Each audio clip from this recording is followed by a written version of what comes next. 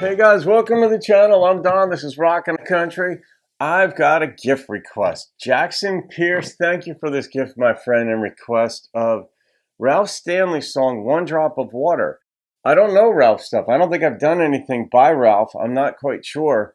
One Drop of Water. So this should be interesting. I know there's a Ralph Stanley. He's a preacher. I'm pretty sure about that. But anytime I think of Stanley, I think of the tools, like the hammers, power tools, drills, and stuff like that. I think they make power tools. I used to use Makita and Porter cables and such. But in any case, let's find out what Ralph's got for us, what One Drop of Water is about. Oh, there's an image. Oh, it's a church. Oh, it's interesting. Let's see.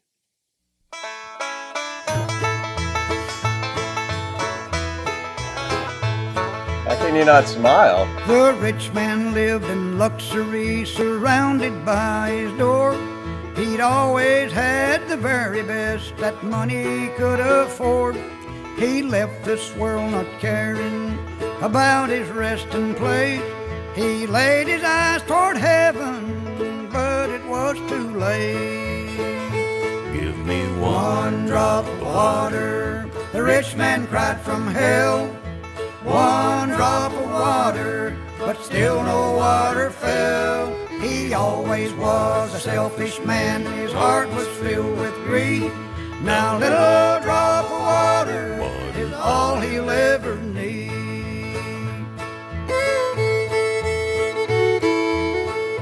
Love the instrumentation. Standard country bass line. You can't love gold and silver and love the Savior too.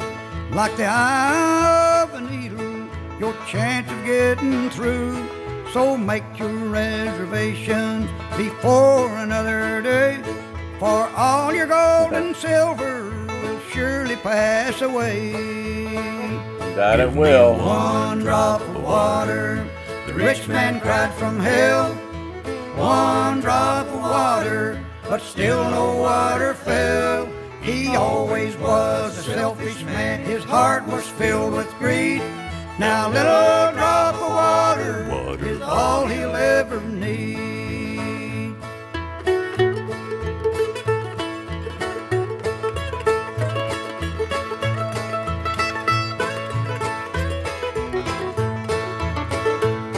There's one way to heaven, it's by amazing grace, where everyone is equal, no matter creed or race. So have no other Bible and always put God first. We'll live on milk and honey and we will never thirst. Give me One drop of water, the rich man cried from hell. One drop of water, but still no water fell.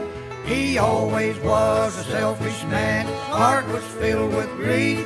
Now little drop of water is all he'll ever need. Now little drop of water is all he'll ever need. Yeah, all right, anything that will develop someone's conscience toward others works for me. Whether I agree with the particular churches or temples or mosques' particular creed, love your neighbor as yourself, or I interpret that as love your neighbor as you are. Like, be true in a sense to who you are and love your neighbor in that way. And like, don't pretend. Don't be a pretender. Don't be pretending to be somebody else. Be yourself and be loving. It's common though, like the idea of heaven and hell sort of makes its impression on us, that if you're one of the good ones, you go to the good place and everything's provided. I like the thought in there where everybody's equal, because I like that. That's how I live my life now, at least aspire to. If I catch myself thinking less or more of certain people because of certain things, I notice it. But one thing I do say is that wealth itself is not an indication of selfishness. Some people are extraordinarily philanthropic and kind who are wealthy. There are people who are poor who are very selfish and greedy and stupid, and that's why they're poor. Some people, not all people. So there are people who have a lot and they give a lot, and that is a beautiful thing. So also we need to be careful to think, well, because somebody may have a nice car, they're going to hell. I mean, I know some people think that way, and I know some of them too. It's not my way of thinking. I don't judge people in that regard. I don't know. Unless you spend time with somebody, you don't know what's in their heart. And you can see how they live. What's the expression? Like, I heard this years ago.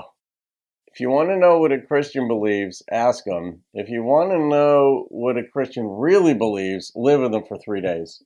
Then you'll find out. That's true of any person, not Christian, but it's true of a Jew or Buddhist or anybody. And the idea of trying to better ourselves, become better versions of ourselves, yeah. And is heaven something that you could work toward? In ways, yes. According to the Torah, the Hebrew Bible, according to the Christian New Testament, no. It's a gift of grace, Romans 10:9, and all this. And I have studied fairly extensively the scriptures, and I know the problems and questions that I have about some of the texts, because I rewrote the New Testament twice in my own words. That took about 2.5 years, because it's a long process, and I realized there were gaps in my understanding. So I don't really judge folks. It's just, I don't know, it takes a lot of effort. It's easier to love people and be wrong. Maybe they're undeserving of it, I don't know, than to judge somebody and be wrong. So I'm not going to rate that. Jackson, yeah, I love the instrumentation. I love their vocalizations in this. And Ralph Stanley, I think he's a preacher. I don't think he's just a musician. I'm almost positive of this, but I don't know how, and I'm assuming that was him singing in there as well. But the bass, musically, this was a beautiful composition. And lyrically, obviously, it was meant to convey a message. And one drop of water is all you're going to ask for. I'm not a real fan of the notion of hell, if you will. I understand what it means and how it can get people, especially children when they're young, if you're trying to get them in line. But even adults are trying to impress upon their conscience, look, there's this horrible place awaiting you if you don't get your act together or your beliefs together and all that. You might stop people in their tracks to get them to rethink their ideas and maybe come up with better ones, So, all right, I'm going to leave it at that. I don't rate theologically oriented songs, and we'll go from there. So, Jackson, thank you for this. I have another one of yours coming up tomorrow. Have a great day. I'll see you on another video and keep rocking the country.